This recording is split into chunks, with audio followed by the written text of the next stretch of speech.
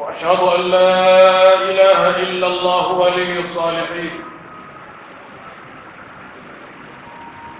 ينادي في عزة وكبرياء فيقول أنا الله، أنا الله لا إله إلا أنا، من تقرب إلي بشبر تقربت إليه ذراعا، ومن تقرب إلي ذراعا تقربت إليه باعا، ومن أتاني يمشي أتيته هرولا. وأشهد أن سيدنا ونبينا وعظيمنا وحبيبنا محمد رسول الله. يا رسول الله، أنت الذي ناداك ربك مرحبا ولقد دعاك لقربه وحباك، وخفضت دين الشرك يا علم الهدى ورفعت دينك فاستقام هناك. ماذا يقول المادحون وما عسى أن تجمع الكتاب من معناك. صلى عليك الله يا علم الهدى، ما اشتاق مشتاق إلى ملواك. أما بعد، فيا عباد الله، أوصيكم ونفسي أولا بتقوى الله تعالى وطاعته. ومن يتق الله يجعل له من أمره يسرا. أيها الأحبة، إني أحبكم في الله. Ndugu Waislamu, baada ya kumshukuru Mwenyezi Mungu Subhanahu wa Ta'ala aliyetuwezesha leo tena kuwepo katika nyumba yake tukufu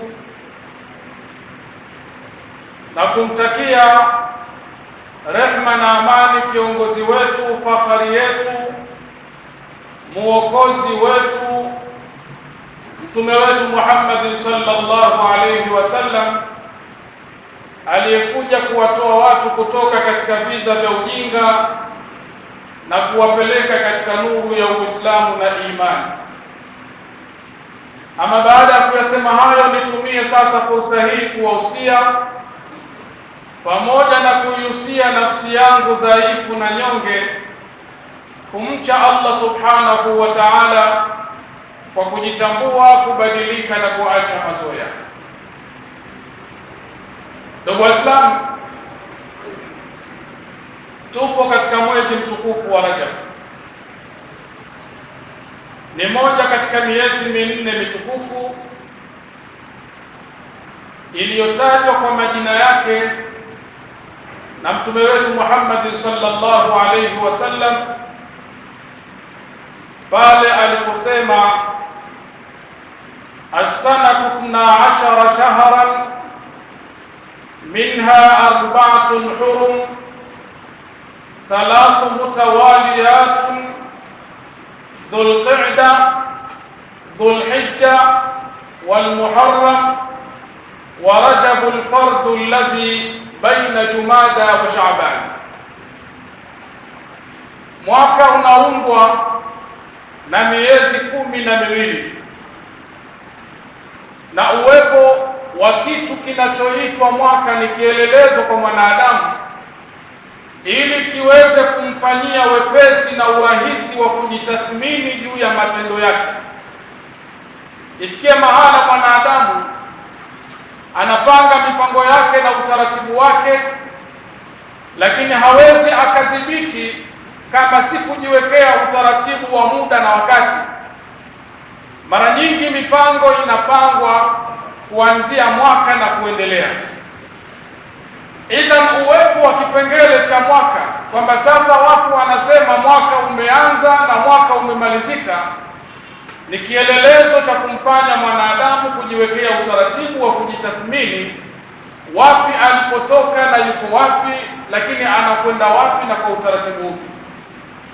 Sasa Mtume sallallahu alayhi wasallam kwa kipengele hicho anasema mwaka unaundwa na miezi 12.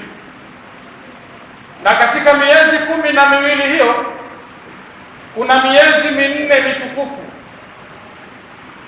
Hiyo miezi 4 mitukufu, mitatu imefuatana, akaitaja kwa majina kwa kusema Dhulqa'da au Dhulqa'da, kwa maana mfungo pili, wa Dhulhijja na mfungo tatu, wal Muharram na mfungo 4.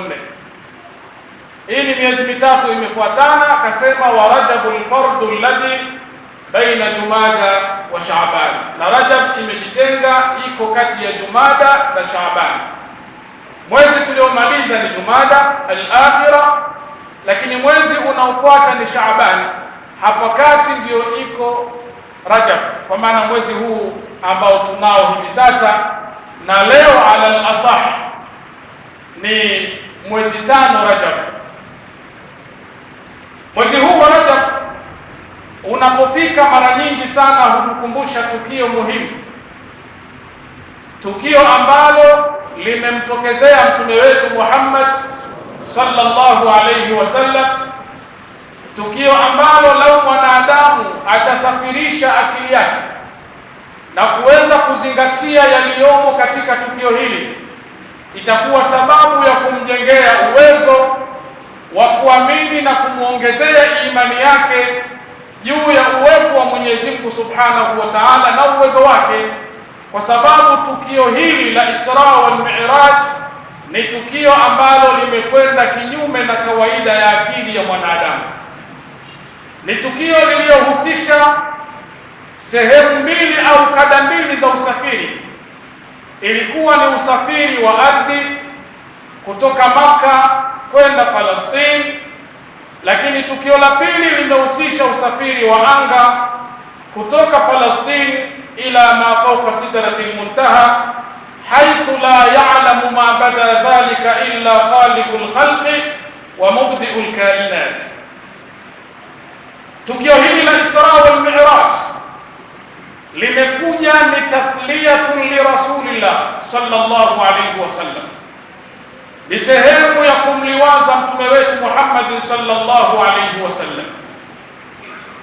Na kwa nini iwe maliwazo? Ni kutokana na yale aliyoyapitia katika kipindi fulani ambacho mwaka huo uliitwa ni amul huzni, mwaka wa huzuni, baada ya kuondokewa na ammi yake, lakini pia baada ya kuondokewa na mkewe Bibi Khadija, ambao wote wawili kwa nafasi zao katika jamii ilikuwa ni msaada na nguzo kubwa kwa mtume sallallahu alayhi wasallam kuweza kuzuia kero na maudhi ya Makuraishi kumfikia mtume wetu Muhammad sallallahu alayhi wasallam.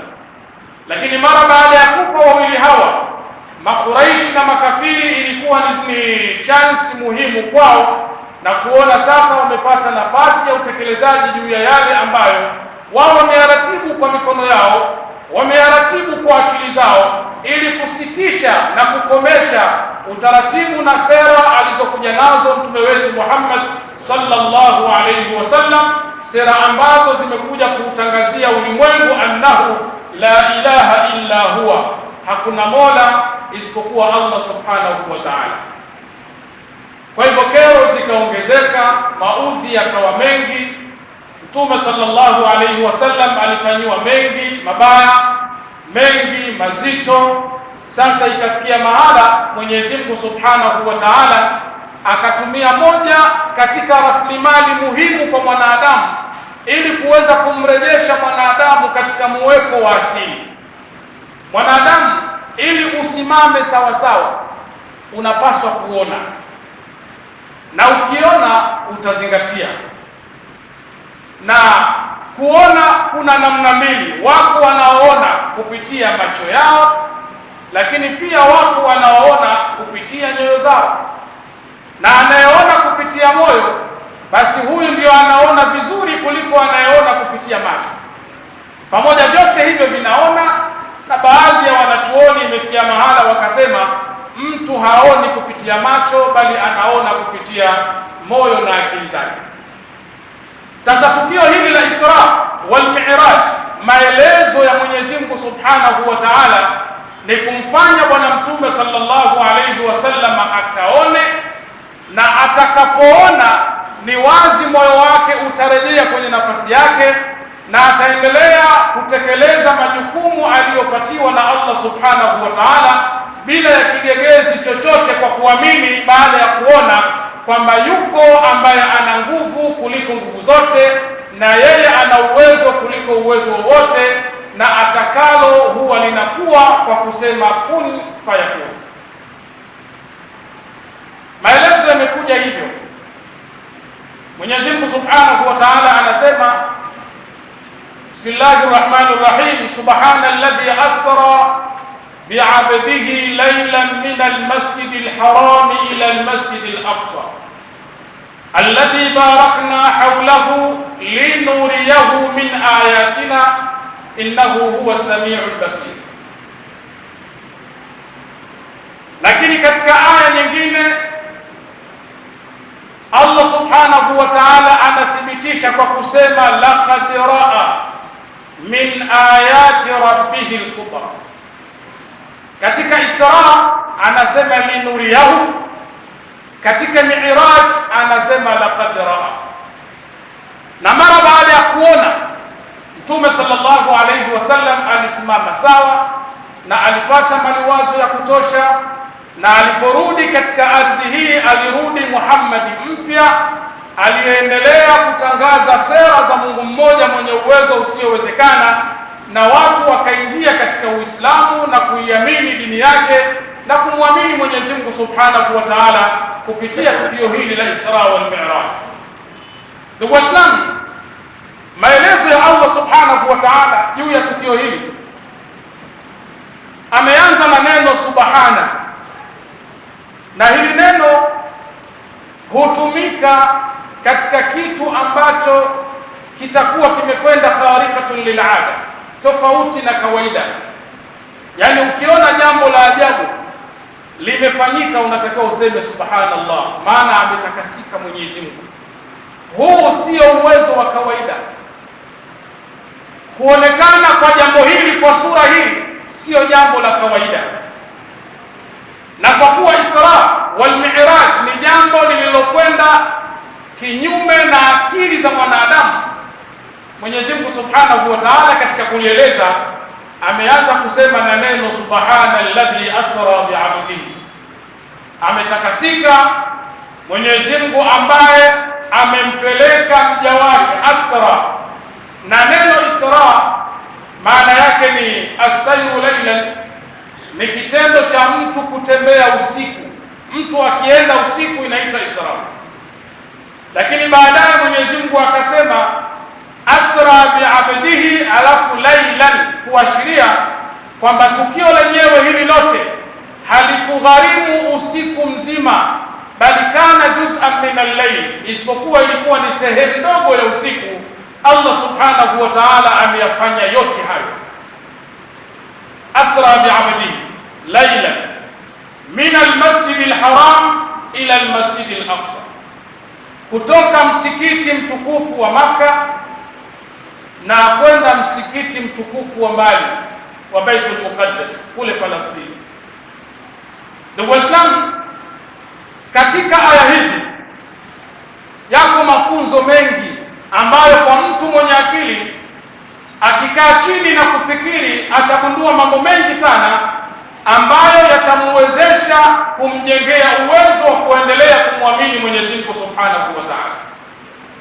Kwa nini Mwenyezi Mungu aseme min al-masjidil haram, kutoka msikiti mtukufu wa Makka?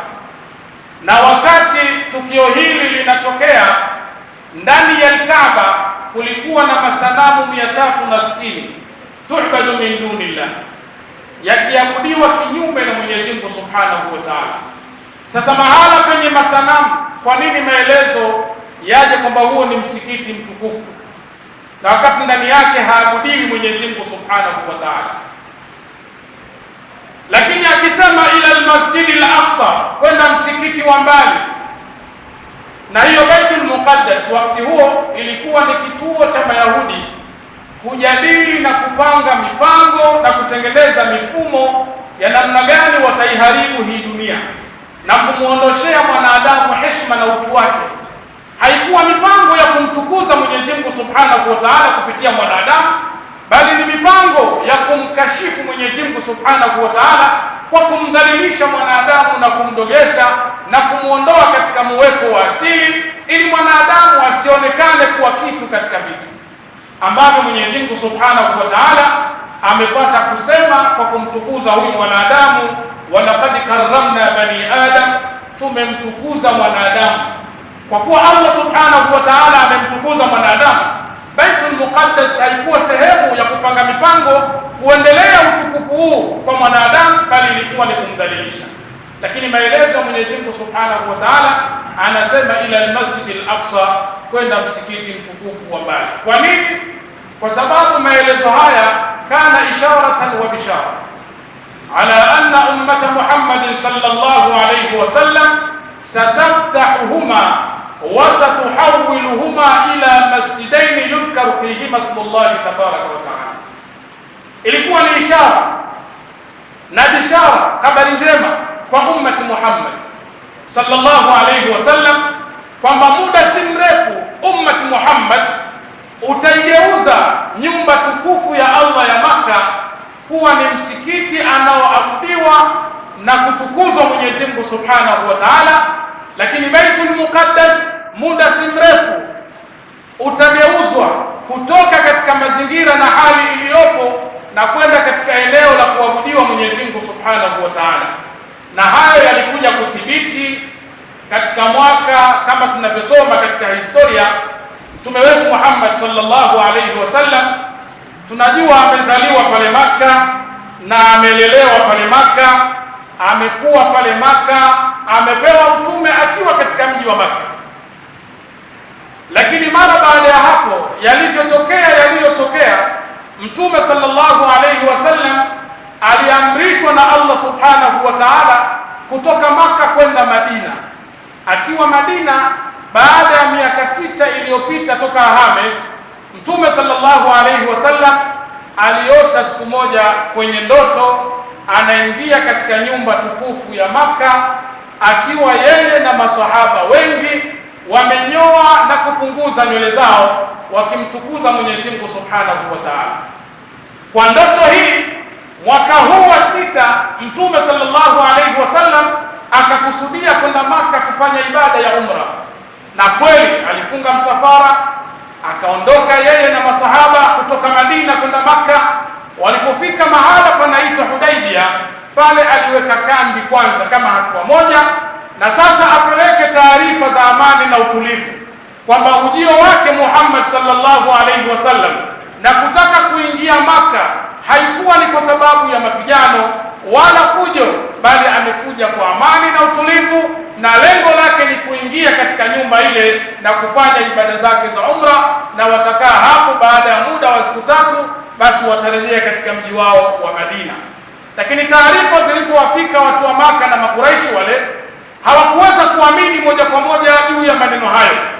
Kwa haraka walituma ujumbe maalum ukaja kukutana na Mtume sallallahu alayhi wasallam, wakafanya mazungumzo na makubaliano ya amani, wakakubaliana, na kile walichokubaliana wakaingia moja kwa moja katika utekelezaji. Na katika jumla ya vitu walivyokubaliana, wale Makuraishi walimwambia Mtume Muhammad sallallahu alayhi wasallam, kama kweli umekuja kwa amani na utulivu, basi mwaka huu usiingie Makka. Hapo ulipofika ishia hapo, geuza urudi kwenu huko Madina unakoishi, halafu ukitaka kufanya ibada hiyo uje mwakani na sio mwaka huu. Na hilo Mtume alikubali. Lakini akaambiwa yeyote katika Makuraishi, kabila la Makuraishi, wakitaka kuungana na wewe umkatalie, ila kwa idhni ya wali wake. Lakini mfuasi wako akitaka kuungana na Makuraishi, basi akubaliwe bila wasiwasi wowote. Na hilo Mtume sallallahu alaihi wasallam alilikubali. Makabila mengine ya kawaida sio kuwa Makuraishi wakitaka kuungana na wewe wakubali, lakini pia makabila hayo wakitaka kuungana na sisi tutawakubali. Hayo yote Mtume sallallahu alaihi wasallam aliyakubali. Lakini jambo muhimu ambalo Mtume amefurahika nalo walimwambia katika makubaliano ya mkataba huu ni tawaqquful harb limuddati 10 sanawat, tusimamishe mapigano, watu waendelee kuishi katika amani kwa kipindi cha miaka 10. Baada ya miaka 10 tukae chini tuendelee kuzungumza kwamba kitu gani sasa tuendelee nacho, kama tuendelee na amani yetu au tuivuruge amani. Lakini baada ya miaka 10 hilo Mtume limemfurahisha na akakubaliana nalo. Nafasi aliyopewa Mtume wetu Muhammad sallallahu alayhi wasallam katika tukio hili ni kutoa mwandishi aandike haya makubaliano, na mara baada ya kuandika, sasa kila upande baada ya kusaini uchukue nakala yake waende kuhifadhi na waambie wafuasi wao kwamba sasa tunakwenda kutekeleza makubaliano tuliyokubaliana katika huu mwaka wa 6 wa hijra ya Mtume Muhammad sallallahu alaihi wasallam. Mtume alimtoa Ali ibn Abi Talib kwamba Ali ndio mwandishi wa mkataba huu. Ali alianza kuandika bismillahir rahmanir rahim, lakini Makuraishi walikataa, walisema hapana, usiandike bismillahir rahmanir rahim, andika bismika Allahumma, kwa jina lako Mungu. Arrahman arrahim hatumjui ni nani, andika bismika Allahumma. Ali ibn Abi Talib akamtazama Mtume Muhammad kwa jicho la kumuuliza, unasemaje, nifute? Mtume akamwambia futa. Ali akafuta neno bismillahir rahmanir rahim na badala yake akaandika bismika Allahumma kama walivyotaka Makuraishi. Ndugu Waislamu, chini ya mstari Ali ibn Abi Talib akaendelea na uandishi wake kwa kusema, hadha ma salaha alayhi Muhammad Rasulullah sallallahu alayhi wasallam, haya ndiyo aliyokubaliana nayo Mtume wetu Muhammad sallallahu alayhi wasallam na Makuraishi. Wale wakaja juu wakasema, hapana, usiandike hadha ma salaha alayhi Muhammad Rasulullah, bali andika hadha ma salaha alayhi Muhammad ibn Abdullah. Usiandike haya aliyokubaliana nayo Muhammad mtume wa Mungu, bali andika haya ndiyo aliyokubaliana nayo Muhammad mtoto wa Abdullah. Wewe sio mtume wa Mungu. Law kunna nu'minu annaka rasulullah, kama ingekuwa sisi tunaamini wewe ni mtume kweli wa Mungu, masadannaka anil baitil haram, tusingekuzuia mwaka huu kuingia Maka. Wewe sio mtume. Kwa hivyo futa neno Rasulullah, andika ibn Abdullah, mtoto wa Abdullah. Ali ibn Abi Talib akamtazama tena Mtume, unasemaje na hili nifute? Mtume akasema futa. Lakini Ali ibn Abi Talib alikuwa akitetemeka mkono wake na huku akijiuliza katika wazo lake na nafsi yake, huu mkono wangu Mwenyezi Mungu Subhanahu wa Ta'ala anasema katika Qur'ani, al-yawma nakhtimu ala afwahihim wa tukallimuna aydihim wa tashhadu arjuluhum bima kanu ya'malun, kwamba leo siku ya Kiyama tutaifunga midomo ya wanadamu, wa tukallimuna aydihim, na itaongea mikono yao, wa tashhadu arjuluhum, na itatoa ushahidi miguu yao, bima kanu ya'malun, yote waliokuwa wakiyafanya kule duniani. Ikiwa mkono huu utakwenda kutoa ushahidi mbele ya Allah Subhanahu wa Ta'ala, nitakuwa na lipi la kusema mbele ya Mungu nifute neno Rasulullah, niandike wanachotaka hawa makafiri?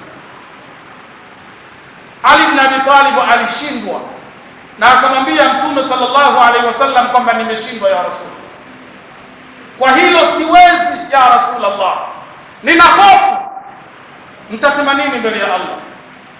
Lakini Mtume sallallahu alaihi wasallam akamwambia Ali, ariniha ya Ali, naomba nionyeshe hilo neno Rasulullah linaanzia wapi linaishia wapi, nitafuta mimi mwenyewe kwa mkono wangu.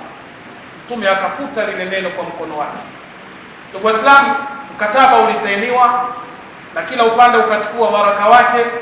Sasa Mtume sallallahu alaihi wasallam pale pale akaamuru masahaba wachinje, wanyoe, wapunguze wengine nywele zao, wakafanya walioyafanya, yale waliokuwa wanakusudia kwenda kuyafanya kule Maka waliyafanya pale, na baada ya hapo wakarejea katika mji wa Madina. Ulikuwa mwaka wa 6. Mwaka wa 7 wa mkataba huo, mwaka wa 8 wa mkataba huo, kuna watu Waislamu walikuwa wanafanya ibada zao mahala panaitwa Watir, na pale Makuraishi na baadhi ya makabila walioungana nayo waliwavamia wale Waislamu na kuwapiga na kuwaua wengine. Amru akatoka mbio kwenda kwa Mtume sallallahu alaihi wasallam, akaanza kumueleza Mtume kwa njia ya mashairi ili amuelewe kwa haraka nini anachokisema. Alisema maneno mengi, lakini miongoni mwa hayo Amru alimwambia Mtume sallallahu alaihi wasallam, inna quraishan akhlafuka almaw'ida wa naqadu mithaqaka almu'akkada wa za'amu an lasta tad'u ahada wa hum adallu wa aqallu adada hum bayatuna bilwatiri hujjada faqattaluna ruk'an wa sujjada. Mtume akasema, nusirta ya Amr. Hili ndilo ambalo tulikuwa tukilitaraji. Mkataba ni kusimamisha mapigano kwa miaka 10, lakini kutoka mwaka wa 6 toka kusainiwa kufika mwaka wa 8 Makuraishi wamevunja mkataba, na makubaliano ya mkataba, yeyote atakayevunja mkataba basi dunia imshambulie kwa kuvunja mkataba na makubaliano ya amani. Sasa hivyo ndivyo ilivyokuwa.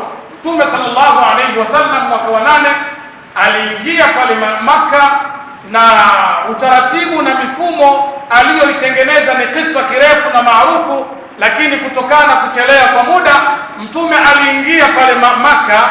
Wale masanadidu Quraish wote walikamatwa na wakawa chini ya ulinzi wa Mtume Muhammad sallallahu alaihi wasallam.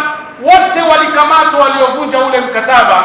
Kisha bwana Mtume sallallahu alaihi wasallam baada ya kuingia pale Makka, ilifunguliwa ile Makka, na wale Makuraishi Mtume akawauliza, ma tadhunnuna anni fa'ilun bikum, mnadhani nitawafanya nini leo baada ya kuvunja mkataba? Wale wakasema, huna utakachokufanya isipokuwa kheri. Mtume aliwaambia, idhahabu fa antum mutlaqa, nendeni mko huru. Na baada ya hapo sasa Mtume sallallahu alaihi wasallam alimwamuru Bilal bin Rabah kutoa adhana, na adhana ilitolewa, watu wakakusanyika pamoja na adhana iliyotolewa na Bilal. Lakini kuna taasubi ya kiukabila ikatawala, watu wakajiuliza, alam yajid Muhammad ghaira hadha al-ghuram, hivi Muhammad hakupata mtu mwingine wa kumwamuru kutoa adhana isipokuwa huyu kunguru? Kunguru mweusi anatoa adhana ndani ya Makka. Muhammad hana mtu mwingine mwenye hadhi na heshima, anaadhini mtu mweusi. Tukio hilo Mwenyezi Mungu Subhanahu wa Ta'ala hakulifumbia macho. Alimteremsha Jibril alayhi salam kumshukia mtume wetu Muhammad sallallahu alayhi wasallam na kumwambia, waambie watu wako kwamba inna khalaqnakum min dhakarin wa untha waja'alnakum shu'uban wa qabaila lita'arafu inna akramakum 'inda Allahi atqakum. Taassub, ukabila hauna nafasi katika maisha ya mwanadamu. Haiwezekani mtu mweupe akawa bora kuliko mweusi, hakuna ubora huo. Lakini ubora wa mtu utazingatiwa kwa ule ukaribu wake yeye na Mwenyezi Mungu Subhanahu.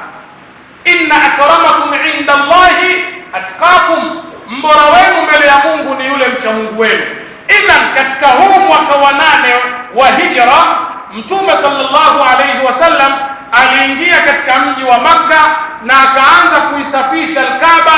Yale masanamu 360 yakavunjwa na kutolewa, huku Mtume akisoma, jaa al-haqu wa zahaqa al-batilu inna al-batila kana zahuqa. Kaaba ikasafishwa, msikiti ukasafishwa, na sasa akaendelea kuabudiwa Mwenyezi Mungu Subhanahu wa Ta'ala. Kwa tukio hili ndiyo ile ishara na bishara iliyozungumzwa min qablu kwamba ummati Muhammad utakuja kuifungua Baitullahi al-Haram kutoka kwenye hali inayoonekana hivi sasa na kwenda katika hali nyingine. Tumuombe Mwenyezi Mungu Subhanahu wa Ta'ala atujalie kila la kheri na atuondoshee kila la shari, pia atujalie min alladhina yastami'una alqawla fayattabi'una ahsana. A'udhu billahi minash shaitanir rajim. Bismillahir rahmanir rahim. Wal 'asri innal insana lafi khusr illa alladhina amanu wa 'amilus salihat wa tawasaw bil haqqi wa tawasaw bis sabri. Barakallahu li wa lakum bil Qur'anil 'azim wa nafa'ani wa iyyakum bil ayati wa dhikril hakim. Aqulu qawli hadha wa astaghfirullaha al-'azim li wa lakum fastaghfiruhu innahu huwal ghafurur rahim wa huwal barrul karim.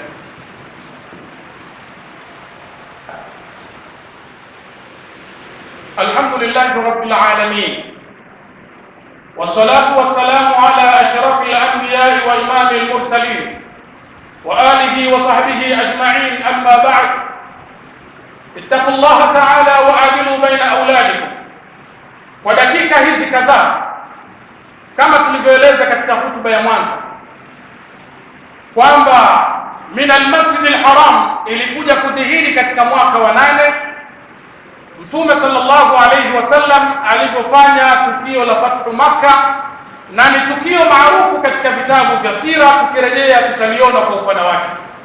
Lakini ila almasjid alaqsa, namna Baitullah almuqaddas ilivyoweza kufunguliwa ni mwaka wa 15 wa hijra, wakati wa uongozi wa Khalifa Umar ibn al-Khattab radhiyallahu anhu. Umar ibn al-Khattab ndiyo aliyeifungua Baitul Muqaddas katika mwaka wa 15 wa hijra, na tukio lake namna ilivyokuwa katika vitu ambavyo vilikuwa vikimpa mawazo, vikimpa fikra, lakini akimuomba Mungu mara nyingi amfanikishia kuifungua ile Baitul Muqaddas. Na mara ilipofika mwaka wa 15 Umar alifanikiwa kuifungua, akakabidhiwa funguo kwa khiari baada ya watu kusoma alama na dalili kutokana walivyosoma katika vitabu vyao. Mtu atakayeweza kuifungua hii nyumba ni mtu wa wasifu upi, na walitazama kwa Umar wakaona hizo sifa zipo. Na mara baada ya kukabidhiwa funguo Umar, usiku ule alisimama akimpwekesha Mwenyezi Mungu Subhanahu wa Ta'ala, lakini sehemu kubwa ya kuisha siku ile ilikuwa ni kilio kwa Umar, jambo ambalo halikuwa rahisi kwa wafuasi wake kunyamaza, bali wakamuuliza, ulikuwa ukitamani siku moja Baitullah al-Muqaddas ifunguliwe, na leo imefunguliwa chini ya mamlaka yako na utawala wako, lakini tunakuona unalia sana, ni sababu ipi? Akasema, hajama sururu alayya hatta annahu min farqi ma qad sarrani abkani ya ainu qad sara albuka laki aadatan tabkina fi farahin wa fi ahzan. Kilio hichi mnachokiona ni ile furaha, namna nilivyojaa. Nina furaha bila ya kikomo leo, namna Allah alivyotekeleza azma na matakwa yangu. Sasa furaha iliyotamalaki katika nafsi yangu imenipelekea, ndio maana mnaniona ninalia. Akaliambia jicho, ya ainu qad sara albuka laki aadatan, ewe macho, kumekuwa kulia kwako wewe ni kawaida. Tabkina fi farahin wa fi ahzani, kawaida yako macho huwa unalia katika huzuni na furaha, lakini uelezee ulimwengu na dunia kwamba machozi ninayoyaangusha leo sio ya huzuni, bali ni machozi ya furaha baada ya Allah Subhanahu wa Ta'ala kutimiza ndoto na azma yangu niliyokuwa nikiitaraji kwa muda mrefu. Leo ninamshukuru Mwenyezi Mungu Subhanahu wa Ta'ala. Moyo unashindwa kuvumilia, macho yanashindwa kuvumilia, matokeo yake yanatoka machozi. Tukio lilikuwaje mpaka Umar anaifungua?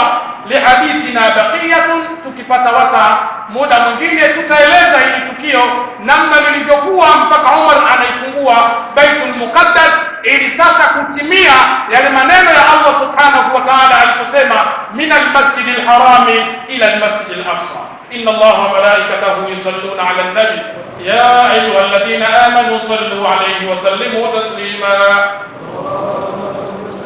وارض اللهم عن الخلفاء الراشدين امير المؤمنين سيدنا ابي بكر الصديق، سيدنا عمر بن الخطاب، سيدنا عثمان بن عفان، وسيدنا علي بن ابي طالب، وغيرهم من اصحاب رسول الله من مشارق الارض ومغاربها يا رب العالمين.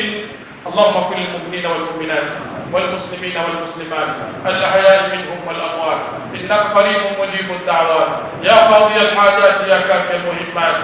اللهم رحماك بالأطفال اليتامى، اللهم رحماك بالأطفال اليتامى، اللهم رحماك بالأطفال اليتامى، ولا حول ولا قوة إلا بالله العلي العظيم. عباد الله، إن الله يأمر بالعدل والإحسان وإيتاء ذي القربى وينهى عن الفحشاء والمنكر والبغي يعظكم لعلكم تذكرون. فاذكروا الله العظيم يذكركم واشكروه على نعمه يزدكم ولذكر الله تعالى أكبر والله يعلم ما تصنعون وأنتم تسمعون.